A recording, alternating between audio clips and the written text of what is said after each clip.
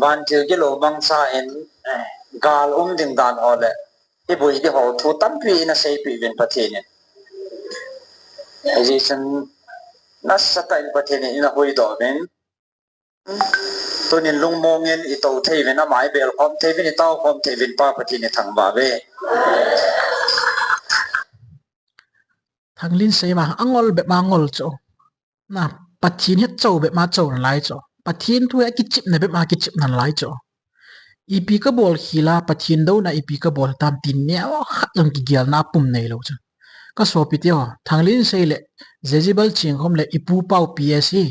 point of no return hong lung cho ong zo sa be tu kum ya chi be wai le point of no return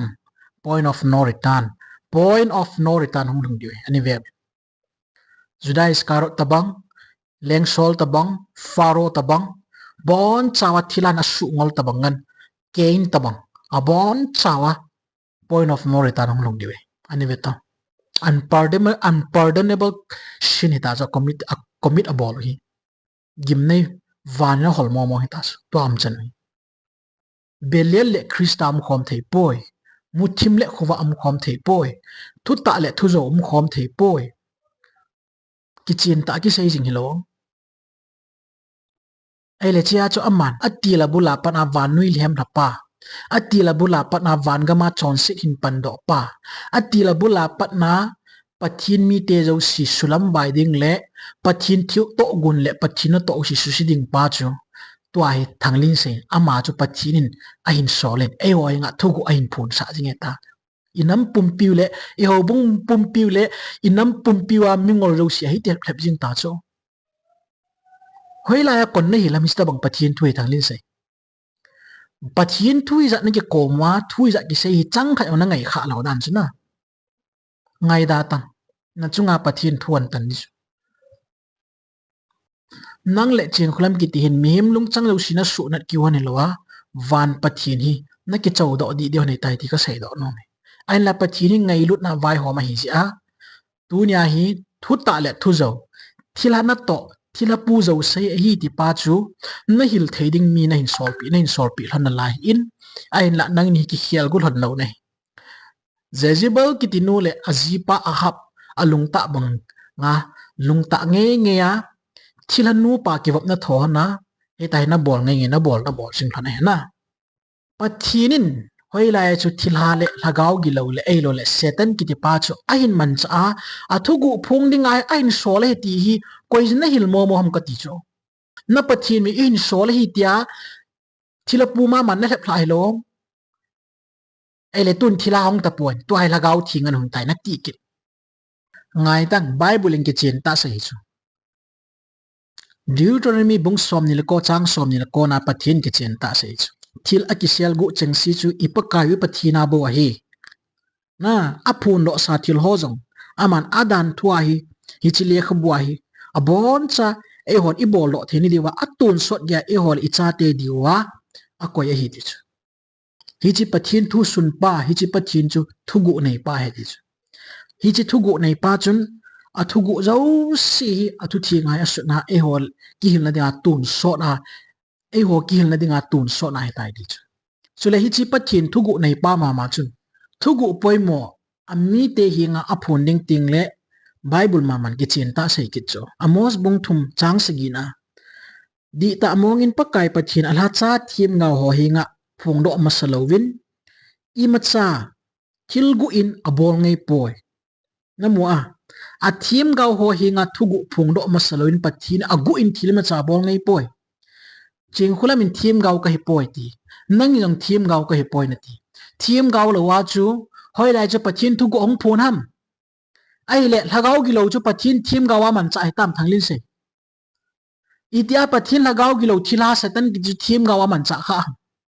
oh thila chu pathin in thim gawa man cha ya chu ku ki tia ding thugu oin phun sa ina ti na hi chula nom chanu hi ai ma pathin in hoi lai chu thila thim gawa man cha ngai ham thila hing meng ho pa Jezebel ching khulam ta sei na zam hoi lai chu pathinin thila hi thim gaw treat na ama chu thugu phung le dinga a sol kha ham Israel gam kun he na hi chi gama khu galpi galpi hen lang gal nyeu hen lang ipi gali jong le zakhat walzen gal hung ki sa ta chi gama khu ne na ai wanga pathinin hi chi anam dei ran mi te ho hinga khu Satan thilha ai lo le diabol ki ti ai lo le kausi ai lo le maltong ai lo le si te kaute ko brute khui mu te pathi hin solin Israel te ka ven bit ning thuku ong pung tai ta koi macha juda mion ani sei kha lo pichu Bible ajong Israel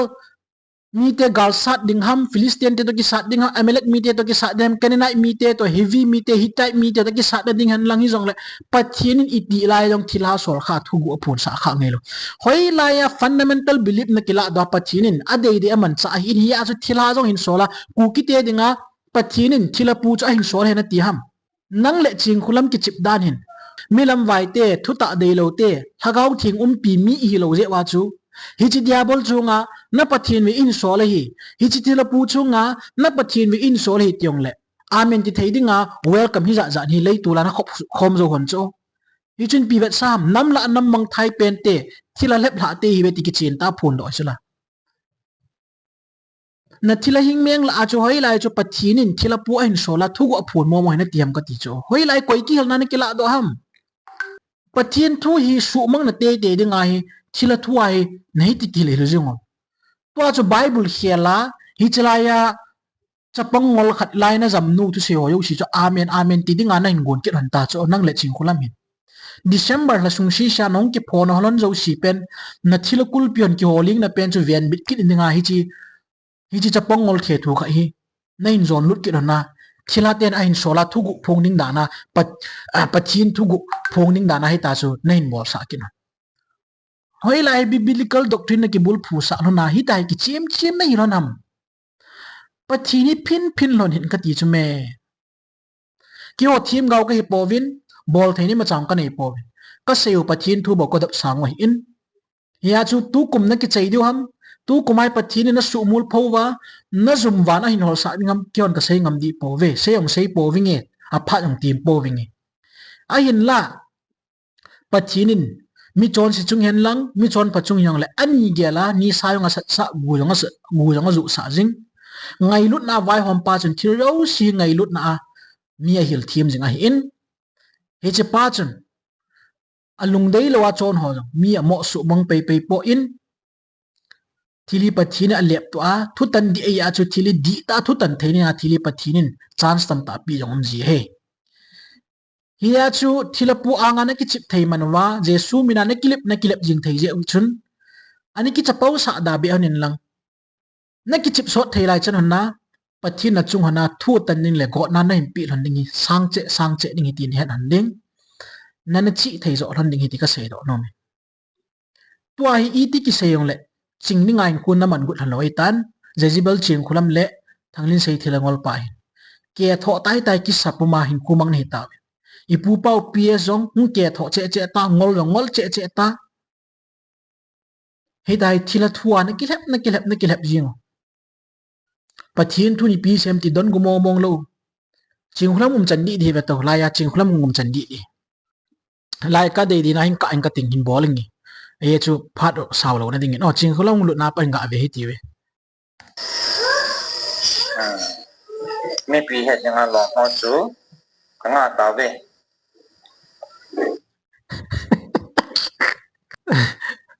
tại lý gì mà mong tổ thiên hạ tổ kiểu gì lên ôi cái ngày nôm gì cho